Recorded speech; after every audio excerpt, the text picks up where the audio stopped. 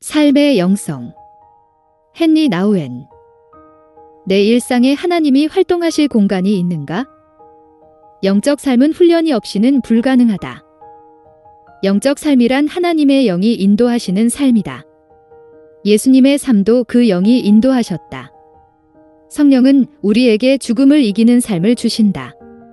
어떻게 하면 우리가 이 성령을 만나고 성령의 음성을 듣고 성령의 인도를 받을 수 있을까? 이것은 그리 쉬운 일이 아니다. 세상에는 워낙 잡다한 일이 많고 우리의 주목을 끌려는 소리가 가득하기 때문이다. 성령을 느끼고 경험할 수 있는 공간, 성령의 음성을 듣고 반응할 수 있는 공간이 필요하다. 우리가 하나님께 그런 공간을 내드릴 수 있을까? 지금 우리 삶 속에 성령이 우리의 주목을 끄실 만한 공간이 있는가? 우리 삶은 늘 무언가로 가득 차 있다. 할 일도 많고 만나야 할 사람도 많고 힘써야 할 활동도 많다. 우리는 빈틈없이 바쁜 삶을 원한다. 바쁘게 살면 뭔가 중요한 일이 벌어지는 것처럼 느낀다. 몸이 바쁘지 않으면 생각이라도 바쁘게 움직인다. 그리고 이미 지나간 일이나 아직 있지도 않은 일로 온갖 염려를 다한다. 혹시 벌어질지 모르는 일에 대한 근심과 이미 벌어진 일에 대한 죄책감으로 내면의 공간을 잔뜩 채운다. 근심과 죄책감의 이면에는 빈 공간에 대한 깊은 두려움이 도사리고 있다. 빈 공간을 낸다면 뭔가 예측할 수 없는 일이 벌어질 것만 같다. 전혀 새로운 일이 벌어져서 내가 원하지 않은 곳으로 나를 데려갈 것만 같다. 바로 이 부분에서 영적 삶의 훈련이 중요해진다. 제자도와 훈련은 같은 단어다. 이 단어가 늘 나를 매료시켰다. 일단 예수님을 따르기로 결단했다면 이제 남은 문제는 제자로서의 훈련이다. 그 결단에 충실하게 살려면 어떤 훈련들이 나에게 도움이 될까? 예수님의 참된 제자가 되고 싶다면 훈련된 삶을 살아야 한다. 훈련이란 통제를 뜻하는 게 아니다. 물론 심리학이나 경제학적으로 훈련되어 있다면 그 분야의 지식을 웬만큼 통제할 수 있다. 자녀를 훈련시킬 때도 통제하려는 마음이 약간은 작용한다. 하지만 영적 삶에서 훈련이란 하나님이 활동하실 수 있는 공간을 내려는 노력들 뜻한다. 훈련이란 자기 삶이 다른 것들로 가득 차지 못하게 막는 일이다. 훈련된 삶에는 정신없이 바쁘지 않은 공간, 염려에 찌들지 않은 공간이 존재한다. 영적 삶에서 훈련이란 내가 계획했거나 의지하고 있는 일이 아닌 뭔가 새로운 일이 벌어질 수 있는 공간을 내는 것이다. 훈련을 통해 우리는 성령의 음성에 순종할 수 있다. 성령은 우리를 새로운 곳, 새로운 사람, 새로운 섬김으로 인도하기 원하신다. 제자가 될 뿐만 아니라 늘 제자답게 충실하게 살려면 내 생각에는 3가지 훈련이 중요하다. 누가복음 6장 말씀에 이 3가지 훈련이 함께 들어있다. 익숙한 본문이지만 훈련에 대한 말씀인 줄 알면 놀랄지도 모른다. 이때에 예수께서 기도하시러 산으로 가사 밤이 새도록 하나님께 기도하시고 밝음에 그 제자들을 부르사 그 중에서 12를 택하여 사도라 칭하셨으니 곧 베드로라고도 이름을 주신 시몬과 그의 동생 안드레와 야고보와 요한과 빌립과 바돌로메와 마테와 도마와 알페오의 아들 야고보와 셀론이라는 시몬과 야고보의 아들 유다와 예수를 파는 자 될 가룟 유다라. 예수께서 그들과 함께 내려오사 평지에 서시니 그 제자의 많은 무리와 예수의 말씀도 듣고 병 고침을 받으려고 유대 사방과 예루살렘과 두로와 시돈의 해안으로부터 온 많은 백성도 있더라. 더러운 귀신에게 고난받는 자들도 고침을 받은지라. 온 무리가 예수를 만지려고 힘쓰니 이는 능력이 예수께로부터 나와서 모든 사람을 낫게 함이러라. 누가복음 6장 12절에서 19절 말씀. 이 아름다운 이야기는 밤에 시작되어 아침을 거쳐 오후로 이어진다. 먼저 예수님은 고독 속에서 하나님과 더불어 밤을 보내셨다. 그리고 아침이 되자 사도들을 불러 공동체를 이루셨다. 오후에는 사도들과 함께 나가서 말씀을 전하시고 환자들을 고치셨다. 순서를 잘 보라. 고독이 먼저이고 공동체가 다음이고 사역은 나중이다. 밤에 고독이 있고 오전에 공동체가 있고 오후에 사역이 있다. 나는 사역을 혼자 하려 할 때가 많았다. 그러다 잘 안 되면 사람들을 찾아가 도움을 청했다. 나를 도와줄 공동체를 찾은 것이다. 그래도 잘 안 되면 기도를 시작했다. 그런데 예수님이 가르치시는 순서는 거꾸로다. 우선 고독 속에 하나님과 함께 있는 게 먼저다. 다음은 사람들과의 교제, 즉 사명을 함께 실천할 공동체와 더불어 거하는 것이다. 끝으로 그 공동체가 나가서 치유하고 기쁜 소식을 전파한다. 고독과 공동체와 사역, 이 세 가지 훈련을 통해 우리는 하나님께 공간을 내드릴 수 있다. 하나님이 활동하시고 말씀하실 수 있는 공간을 내드리면 놀라운 일이 벌어진다. 주님과 동행할 때는 늘 내게 행복과 평안이 있었다. 제자가 되고자 하는가? 그렇다면 당신과 나는 분명 이 세 가지 훈련으로 부름받았다. 1단계 고독의 제자도 하나님과 단둘이 있는 영성. 고독 속에서 우리는 하나님을 만날 뿐 아니라 자신의 참 자아를 만난다. 고독이란 하나님과 단둘이 있는 것이다. 우리 삶 속에 그런 공간이 존재하는가? 사귐 삼위일체 하나님과 교제하는 훈련. 모든 인간의 마음 속에는 하나님과 깊이 교제하고 싶어 하는 마음이 있다. 이 갈구는 여러 가지 모양으로 나타난다. 누군가의 품에 안기고 싶은 마음, 친해지고 싶은 마음, 친밀한 우정과 동지를 찾는 마음, 내 말을 들어주고 이해해주기를 바라는 마음, 몸과 마음과 생각의 연합을 동경하는 마음 등이 모두 그것이다. 하나님과의 교제를 갈구하는 마음은 결코 우리에게서 멀지 않다. 그것이 채워질 때마다 우리는 기쁨과 평안을 경험하고 그것이 꺾일 때마다 우리는 아픔과 종종 내적 고뇌를 경험한다. 우리는 소속감과 소통과 편안한 마음과 안전을 원하는데 그중 어느 것도 우리 혼자서는 채울 수 없는 갈망이다.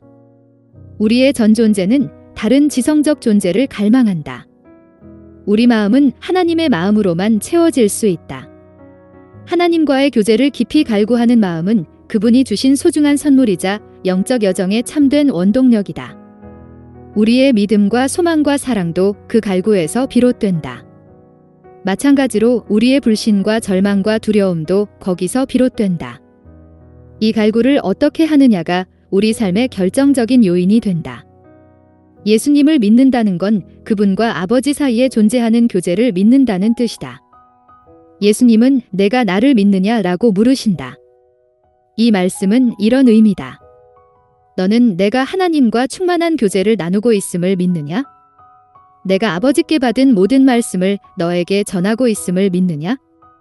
아버지께서 모든 일을 나를 통해 하심을 믿느냐? 아버지께서 나를 보내셨음을 믿느냐? 예수님을 믿는다는 건 하나님의 보내심을 받아서 하나님의 충만함을 가시적으로 드러내시는 그분을 믿는다는 뜻이다. 한 걸음 더 나아가 예수님을 믿는다는 건 아버지와 아들 사이에 친밀하고 충만하고 전인적인 교제를 믿는 것이다. 예수님을 보는 것이 곧 아버지를 보는 것이고 예수님을 만지는 것이 곧 아버지이신 하나님을 만지는 것임을 믿는다는 뜻이다. 그런데 예수님은 가장 친밀한 그 교제에 우리를 끼워주기 원하신다. 그래서 우리에게 성령을 주신다. 예수님은 내가 가는 것이 너희에게 유익하다. 그래야 내가 성령을 너희에게 보낼 수 있다라고 말씀하신다.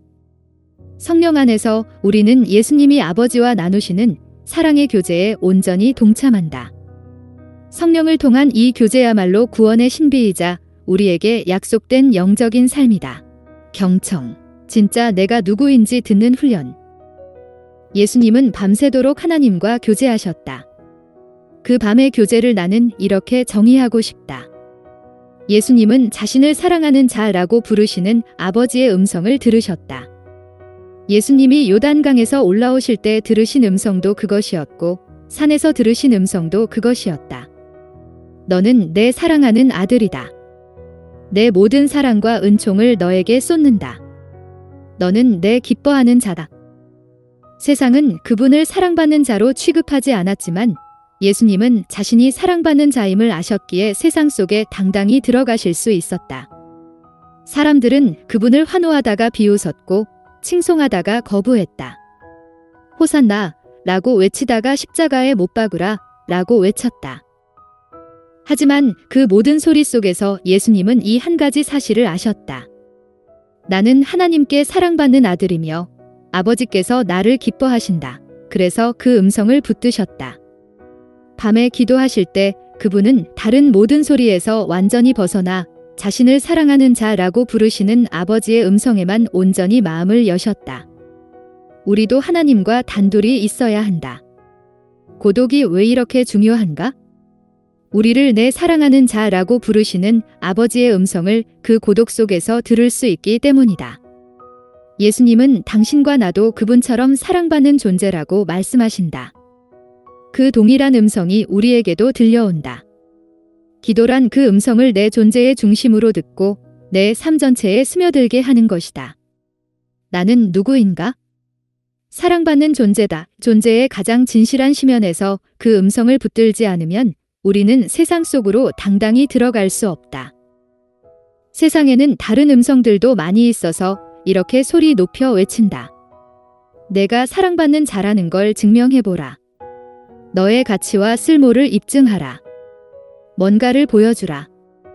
유명해지거나 약간의 권력이라도 얻으라. 그러면 사람들이 너를 사랑할 것이고 내가 훌륭하고 대단하다고 말해줄 것이다. 이런 음성들은 매우 위력적이다.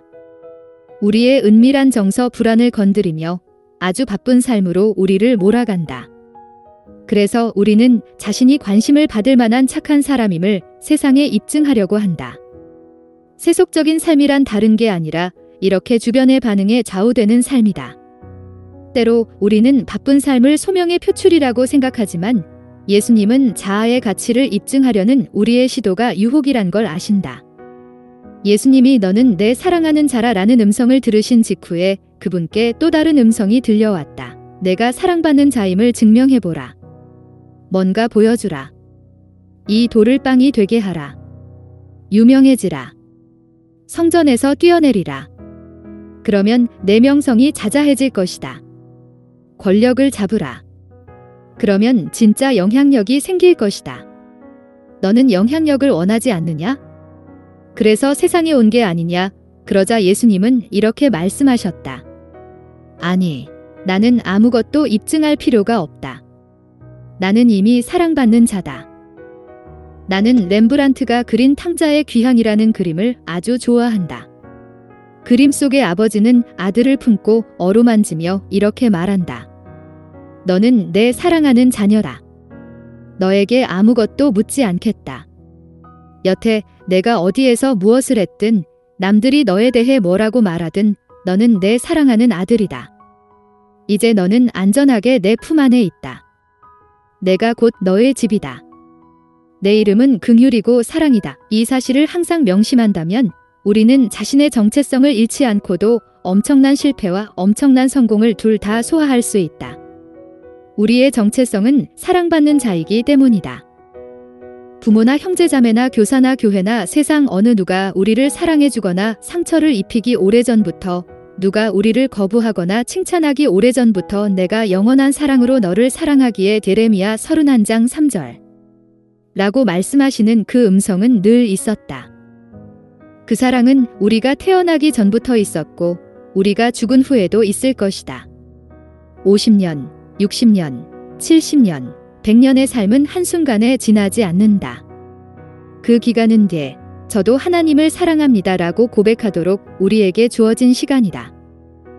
하나님은 말구유와 십자가에서 한없이 약해지고 작아지고 의존적인 존재가 되셨다.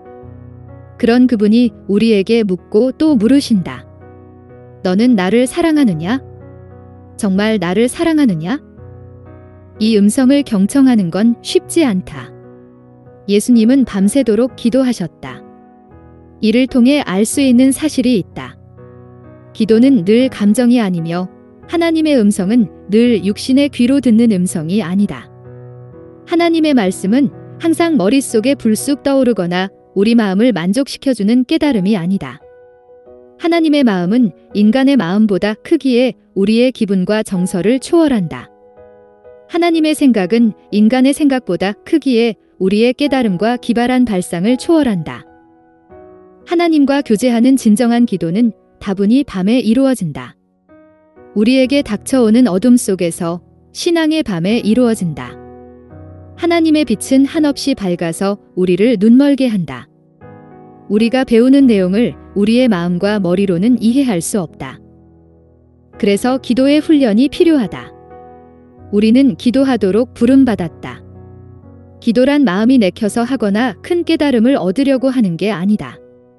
기도란 우리를 사랑하는 자라고 부르시는 음성을 듣고 순종하고 싶어서 하는 것이다. 듣는다라는 말은 라틴어로 가우디레다. 온전히 귀를 기울여 주에 깊게 듣는 걸 아우디레라고 하는데 거기서 순종 오비디언스라는 말이 나왔다. 예수님은 순종하신 분이다. 그만큼 하나님의 사랑에 온전히 마음을 열고 귀를 기울이셨다. 우리의 마음이 닫혀 있으면 그 닫혀 있는 정도만큼 귀도 막힌다. 귀머거리를 라틴어로 수르두스라고 하며 귀먹은 정도가 심해지면 사람이 어리석어진다.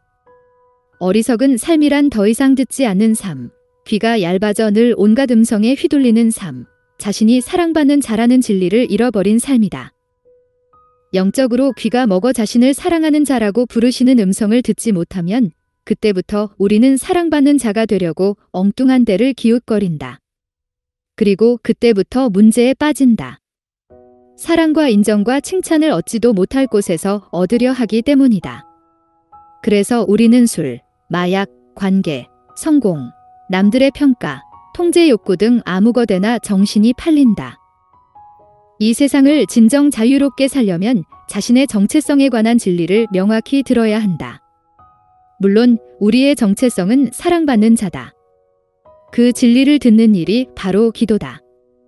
기도가 어쩌다 한 번씩 하는 좋은 일이 아니라 절체절명의 일인 까닭도 거기에 있다.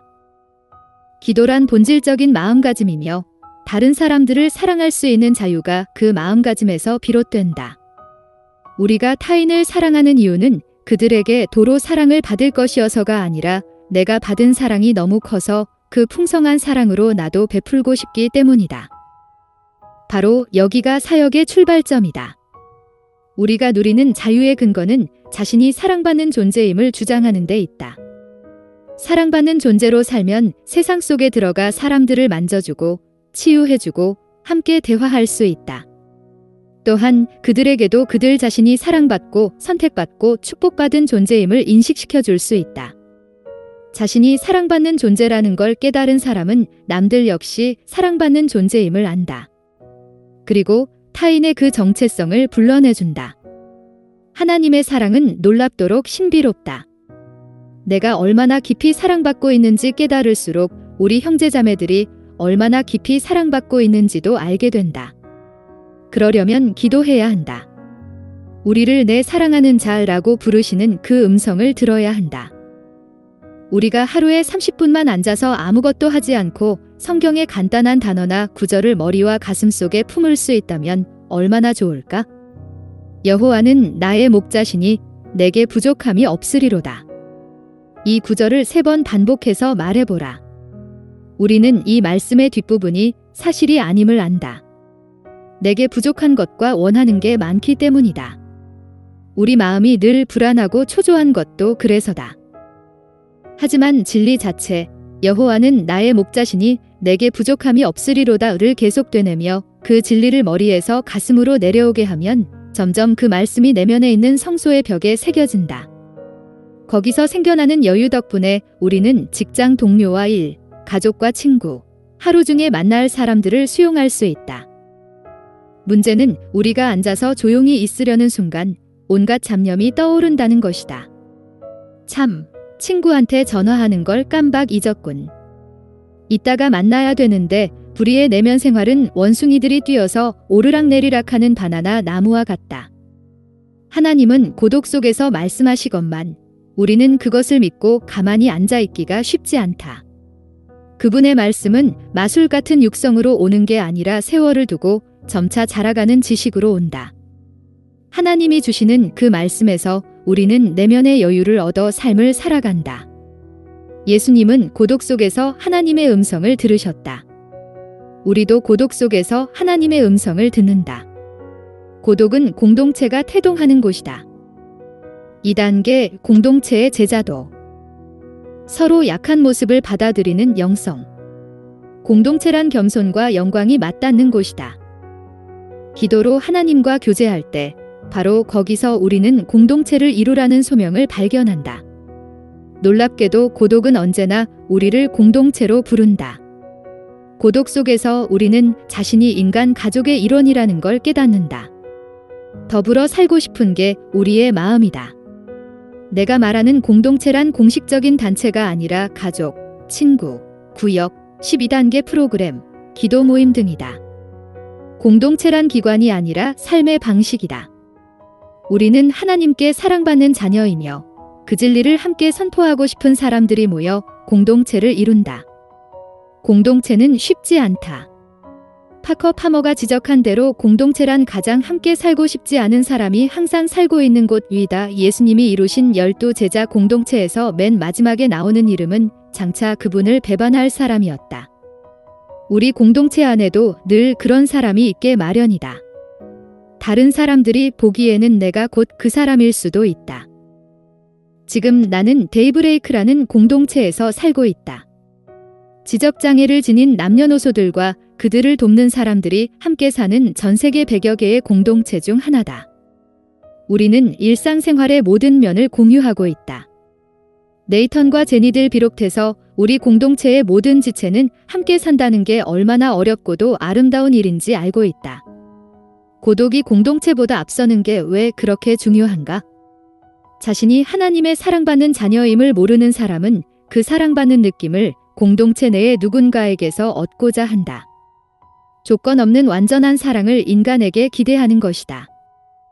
물론 인간은 그런 사랑을 줄 수 없다. 그래서 우리의 관계는 괴롭게 덧없이 끝날 때가 많다. 세월이 갈수록 오래오래 공고해지는 관계가 아니라 불화와 결별로 치닫는 것이다. 자신의 가장 깊은 갈망인 친밀함을 채워줄 사람을 찾다가 우리는 점차 절망에 빠진다. 내 외로움을 없애줄 사람을 찾다 보면 반짝반짝하던 기대가 하루아침에 먹구름으로 잔뜩 흐려진 탈진과 우울로 변할 수 있다. 어디를 보나 외로운 사람들 천지다. 현대 서구 사회에서 인간 고난의 주된 원인은 아마 외로움일 것이다. 아이들은 대도시의 거리를 혼자 방황한다. 청소년들은 너무 외로워서 쾌락을 추구하며 당장의 위안을 찾는다. 청년들은 직장과 종종 가정에서도 고립을 맛본다. 도처에서 사람들이 대화가 끊긴 관계, 서로 다가가지 못하는 두려움, 친밀한 순간 속의 고통, 부재와 상실로 인한 고뇌 따위로 아파한다. 우리가 텔레비전과 라디오와 신문에서 접하는 내용은 다분히 결별, 질투, 의심, 대립, 폭력, 전쟁, 파괴의 이야기들이다. 마치 인류 전체가 이산가족이 되어서 지독한 외로움에 시달리는 것 같다. 이 모두의 이면에 통곡이 있다. 인간의 마음은 공동체에 목말라서 통곡하고 있다. 공동체란 외로움이 외로움에 매달리는 게 아니다. 나도 무척 외롭고 너도 무척 외롭다. 잠깐만 내 곁에 있어다오. 이렇게 매달리면 금세 그것이 집착으로 변하고 집착이 심해지면 어느새 서로 숨이 막힐 수 있다. 공동체란 고독이 고독을 반기는 것이다. 나도 사랑받는 자이고 너도 사랑받는 자다. 우리는 함께 집을 지을 수 있다. 서로 가까울 때도 있다. 그럴 때는 참 좋다. 사랑이 별로 느껴지지 않을 때도 있다. 그럴 때는 힘들다. 하지만 어느 경우이든 우리는 충실할 수 있다. 함께 집을 지어서 하나님과 그분의 자녀들을 위한 공간을 창출할 수 있다. 공동체의 훈련 속에 용서의 훈련과 기쁨의 훈련이 있다. 부부 사이, 친구 사이, 기타 모든 형태의 공동체는 용서와 기쁨이 있기에 존재할 수 있다. 용서. 상대가 하나님이 아님을 인정하는 훈련. 용서란 상대를 하나님이 아닌 존재로 그냥 두는 것이다. 나는 내가 나를 사랑함을 안다. 하지만 나를 조건 없이 사랑하지 않아도 된다. 어떤 인간도 그럴 수 없기 때문이다. 우리는 누구나 상처와 깊은 고통을 안고 있다. 우리의 모든 성공 뒤에는 외로운 마음이 도사리고 있다. 우리가 받는 모든 칭찬의 이면에는 자신이 쓸모없는 존재라는 느낌이 숨어 있다. 사람들에게 훌륭하다는 말을 들을 때도 우리는 허탈감을 느낀다. 그 허탈감 때문에 때로는 사람들에게 매달려 그들이 줄 수 없는 애정과 사랑을 기대하기도 한다. 하나님만이 주실 수 있는 것을 인간에게 바라면 우리는 상대에게 무거운 짐이 된다. 나를 사랑해달라 라고 말할 때 우리는 자신도 모르게 요구와 조종을 일삼게 되고 심지어 폭력까지 행사할 수 있다. 그래서 서로 용서하는 게 매우 중요하다. 어쩌다 한 번이 아니라 매 순간 용서해야 한다. 아침 식사를 하기도 전에 이미 사람들을 용서할 기회가 적어도 3번은 우리에게 있다. 우리의 머릿속에 이미 이런 의문이 들기 때문이다. 그들은 나를 어떻게 생각할까? 그 사람은 나를 어떻게 대할까? 나를 어떻게 이용할까? 인간들은 나에게 사랑을 조금밖에 줄 수 없다. 그런 인간들을 용서한다는 건 힘든 훈련이다. 나 또한 사랑을 조금밖에 줄 수 없다. 그것 때문에 사람들에게 계속 용서를 구하는 것도 힘든 훈련이다. 마음 같아서는 다 주고 싶어도 우리는 그럴 능력이 없다. 자녀나 배우자나 친구에게 그렇다고 고백하려면 아픔을 감수해야 한다. 그런가 하면 상대가 내 용서를 받아들이지 못할 때도 있는데 그럴 때도 용서를 베푼다는 건 힘든 훈련이다. 그래도 공동체가 탄생하려면 반드시 용서를 베풀고 받아야 한다. 공동체란 요구하는 자세를 버리고 함께 모여 용서할 때 생겨난다.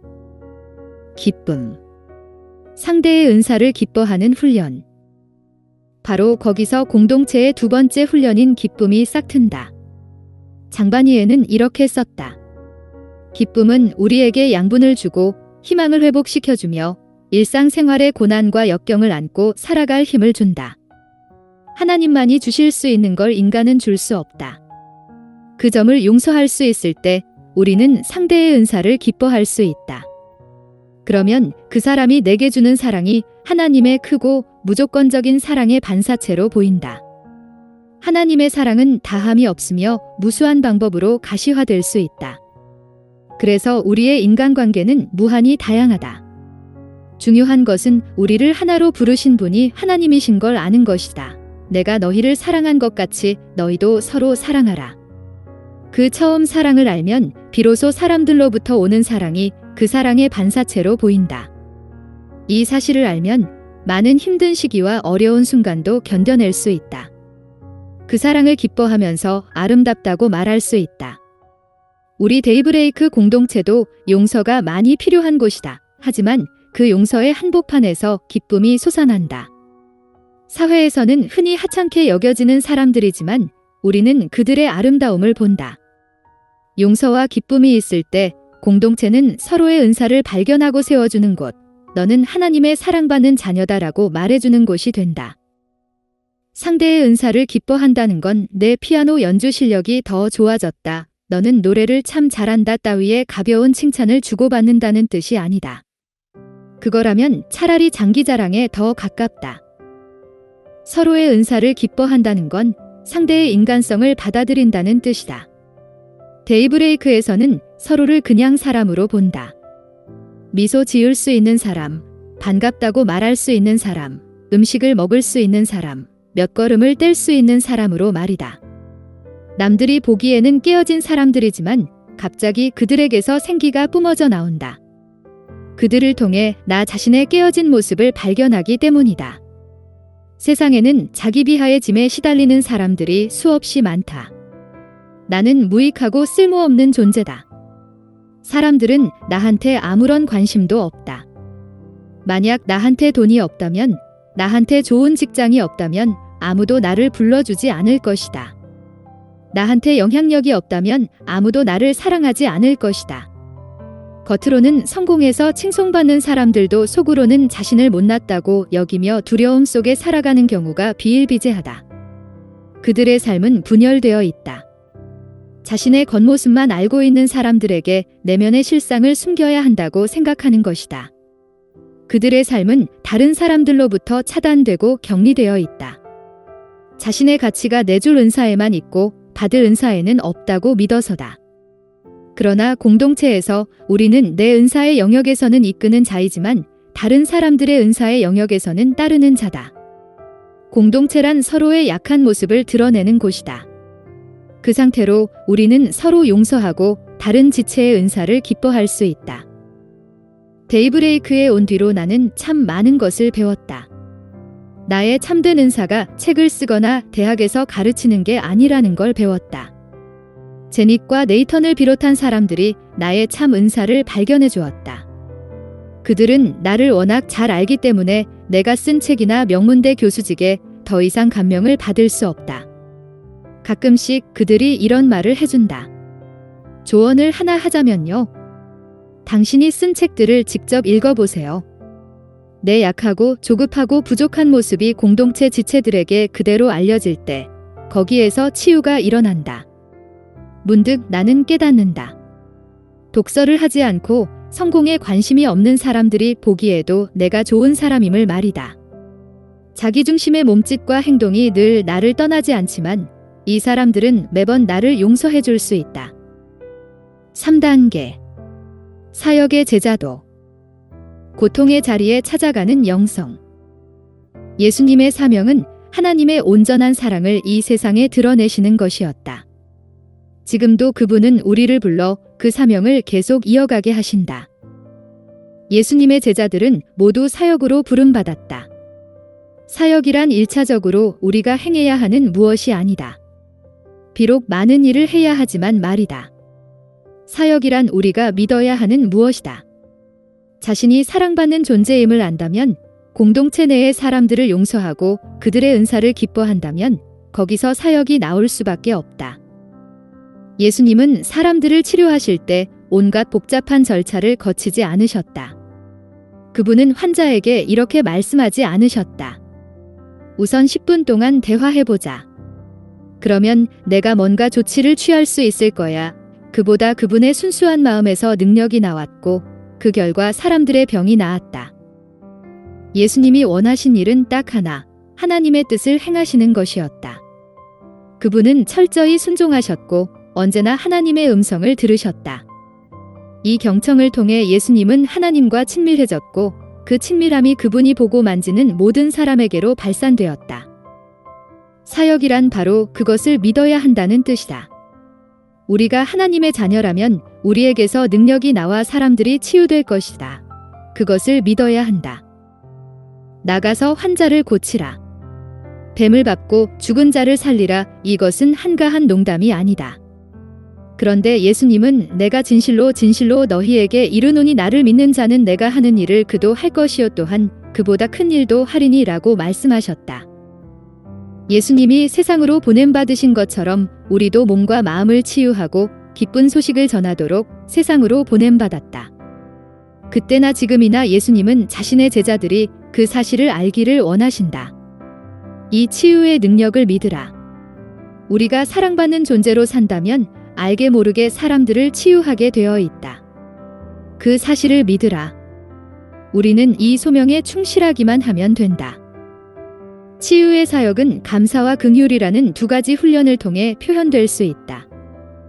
감사, 모든 일에 감사하는 훈련. 종종 치유는 사람들을 감사하도록 이끌어줄 때 일어난다. 그만큼 세상이 원망으로 가득 차 있기 때문이다. 원망이란 무엇인가? 원망이란 차가운 분노다. 나는 그 사람에게 화가 나 있다. 이 상황에 화가 나 있다. 내가 원한 건 이게 아니다. 자신의 삶을 참으로 받아들이는 일만큼 힘든 일은 없다. 우리는 과거를 둘로 나누는 경향이 있다. 좋은 일들은 기억하며 감사하지만 괴로운 일들은 때에 따라 수용하기도 하고 거부하기도 한다. 그러나 일단 이런 이분법을 받아들이면 금세 다음과 같은 사고방식에 빠진다. 나쁜 기억보다 좋은 기억을, 원망할 일보다 감사할 일을, 불평할 일보다 기뻐할 일을 더 많이 떠올리려 하는 것이다. 하지만 우리 삶은 꿈의 상실, 친구의 상실, 가족의 상실, 희망의 상실 등 온갖 상실로 점철되어 있다. 세월이 갈수록 부정적인 일이 더 많아진다. 원망은 우리를 실패나 실망에 집착하게 하며 삶에 찾아오는 상실에 대해 불평하게 한다. 우리 안에는 삶의 엄청난 고통에 원망으로 반응할 수 있는 위험이 늘 도사리고 있다. 자꾸 원망하면 마음이 딱딱해져서 결국 한맺힌 사람이 된다. 가장 깊은 의미에서 감사란 삶을 고마운 선물로 받고 살아간다는 뜻이다. 나아가 복음이 말하는 감사는 삶의 전부를 품는다. 좋은 일과 굳은 일, 즐거운 일과 괴로운 일, 거룩한 일과 별로 거룩하지 못한 일까지 다 품는다. 기억하고 싶은 좋은 일만이 아니라 내 삶의 전부를 감사로 품는 것이다. 그것이 정말 가능할까? 예수님은 우리를 불러 감사하게 하신다. 기쁨과 슬픔은 분리될 수 없고 환희와 비애는 사실 하나이며 애통과 추문 같은 동작의 일부다. 예수님은 우리에게 그 점을 인식하라고 하신다. 그래서 여태까지 살아온 모든 순간을 인해 감사하라고 하신다. 내 독특한 인생 여정은 하나님이 내 마음을 빚어서 더욱 그분의 마음을 닮아가게 하시는 수단이다. 예수님은 우리에게 그렇게 주장하라고 하신다. 십자가는 우리 신앙의 주된 상징물이다. 십자가는 고통이 있는 곳에서 희망을 찾고 죽음이 있는 곳에서 부활을 재확인하게 한다. 삶의 모든 순간은 우리를 새로운 삶으로 이끄는 십자가의 길이다. 감사의 소명은 바로 그 사실을 믿으라는 부름이다. 우리는 정말 자기 삶에 일어난 모든 일을 인해서 감사할 수 있을까? 좋은 일만이 아니라 오늘의 나를 있게 한 모든 일에 감사할 수 있을까? 세상의 눈으로 보면 좋을 때와 굳을 때, 슬픔과 기쁨이 확연히 구분된다. 그러나 하나님의 눈으로 보면 양쪽이 분리될 수 없다. 우리의 사역은 사람들이 점차 원망을 버리고 고난 속에 복이 있음을 깨닫도록 그들을 도와주는 것이다. 고통이 있는 곳에 치유가 있고 애통이 있는 곳에 춤이 있다. 가난이 있는 곳에 하나님 나라가 있다. 예수님께나 그분을 따르는 우리에게나 감사는 삶의 핵을 이룬다. 예수님은 우리에게 말씀하신다. 너의 고통을 인하여 울라. 그러면 너의 눈물 속에 내가 있음을 알게 될 것이다. 너의 연약함 속에 함께하는 나의 임재를 인하여 감사하게 될 것이다. 삶의 고통이 있을지라도 감사하도록 돕는 것, 그것이 사역이다. 감사할 때 우리는 세상 속으로 들어가 사람들이 고통당하고 있는 바로 그 자리로 갈 수 있다. 때로 한 인간의 고통 속에 꼭꼭 숨어 있을 때도 있다.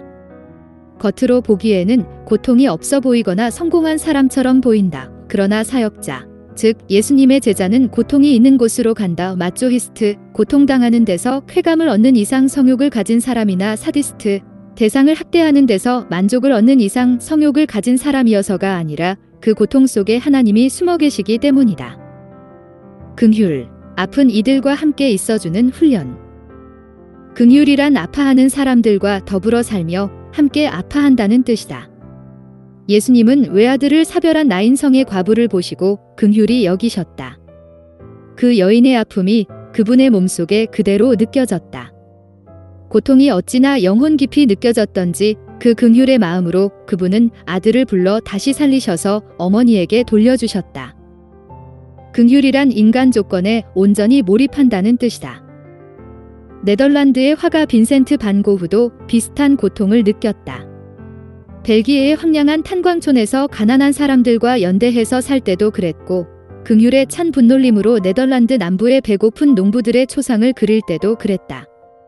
고흐는 깊숙이 숨어있는 인간의 슬픔에 도달해서 그것을 겉으로 드러내려 했다. 그가 그렇게 한 것은 우리를 두렵게 하기 위해서가 아니라 위로하기 위해서였다. 고통이 깊어져서 함께 공유할 수 있는 정도가 되면 그것이 바로 위로가 된다. 고흐에게 기쁨과 슬픔은 신비롭게 맞물려 있어서 결코 분리될 수 없는 것이었다. 기쁨과 슬픔, 빛과 어두움, 삶의 희열과 죽음의 고통, 그것을 양쪽 모두 표현하는 게 고흐의 위로이자 과제였다. 그의 예술 작업은 사람들의 마음과 삶에 도달하려는 부단한 몸부림이었다.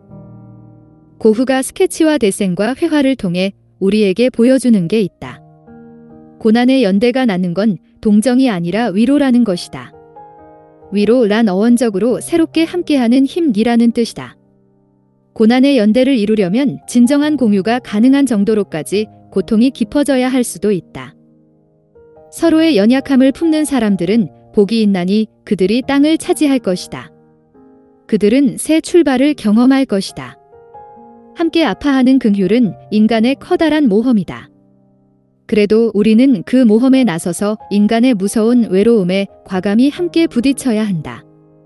그래야 새로운 삶이 모습을 드러낸다. 예수님의 제자인 우리는 어디든지 가난과 외로움과 모든 고난이 있는 곳으로 보냄받았다.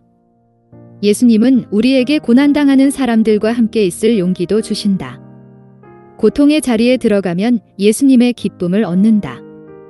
우리는 그 사실을 믿어야 한다. 새로운 세상은 긍휼에서 태동한다. 우리는 긍휼의 사역으로 부름받았다. 이것은 큰 소명이지만 그렇다고 두려워해서는 안 된다. 나는 할 수 없다라고 말해서도 안 된다. 자신이 사랑받는 존재임을 인식하고 주변의 친구들과 함께 공동체로 살아가면 우리는 무엇이든 할 수 있다. 더 이상 두렵지 않다. 우리는 누군가가 죽어가고 있는 병실의 문도 두려움 없이 두드릴 수 있다. 겉만 번드르르 할 뿐 속으로는 절실히 사역이 필요한 사람과도 우리는 두려움 없이 대화를 시작할 수 있다. 우리는 자유롭다. 나도 그것을 늘 경험한다. 물론 내가 우울하거나 불안할 때 친구들이 그것을 해결해 줄 수 없음을 나도 잘 안다. 오히려 사역으로 나를 섬겨주는 사람들은 두려움 없이 나와 함께 있어주는 사람들이다. 나의 빈곤이 느껴지는 바로 그 자리에서 나는 하나님의 복을 발견한다.